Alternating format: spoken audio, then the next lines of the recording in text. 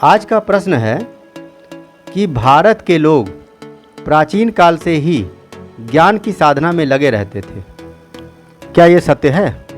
तो उसका प्रमाण लोग पूछते हैं। तो उसका प्रमाण है कि हमारे जो वेद हैं, वेदों की रचना आज से लगभग 10,000 साल पहले हुई थी। 10,000 से ज़्यादा भी हो सकता है, लेकिन लोग मानते हैं कि वो 10,000 साल पहले वेदों की रचना हुई थी। वेदों को ज्ञान का भंडार भी कहा जाता था, अभी भी कहा जाता है। वेदों से ही ज्ञान पूरे विश्व में फैला, विज्ञान भी वेदों से ही आया। वेदों के अलावा उपनिषद, पुराण, ग्रंथ, आरण्यक और महाकाव्यों की रचना भी हजारों वर्ष पहले भारत में ही हुई।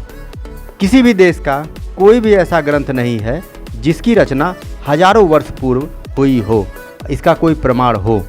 और वेदों का तो 10,000 वर्ष कम से कम पता है। गणित, ज्योतिष, खगोल विज्ञान, चिकित्सा आदि के क्षेत्र में जो ग्रंथ लिखे गए हैं वो भी भारत में बहुत पहले से ज्ञात हैं। भारत में बहुत सारे सर्जरी हो जाती थी, बहुत सी बीमारियों का इलाज भारत में ही होता था।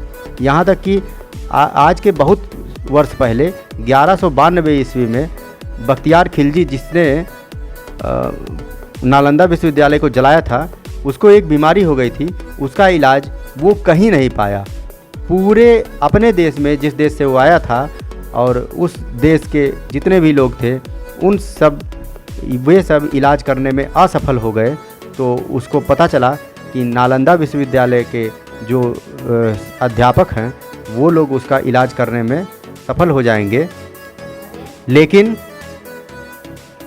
उसे पता चला कि नालंदा विश्वविद्यालय के लोग उसका इलाज कर सकते हैं, तो यहाँ आया और अपना इलाज भी कराया। लेकिन कुछ कारण उसे बुरा लग गया कोई बात, और उसके कारण उसे लगा कि इस विश्वविद्यालय को नष्ट कर देना चाहिए, और उसने उस विश्वविद्यालय को नष्ट कर दिया, भस्म कर दिया जलाकर।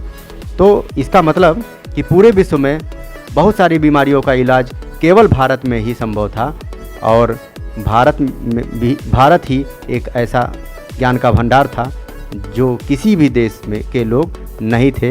इसीलिए भारत को सोने की चिड़िया भी कहा जाता था, भारत को एजुकेशन का हब भी कहा जाता था, और भारत को विश्व गुरु भी कहा जाता था। यानी पूरे विश्व के गुरु लोग भारत से ही उत्पन्न हुए हैं। धन्यवाद।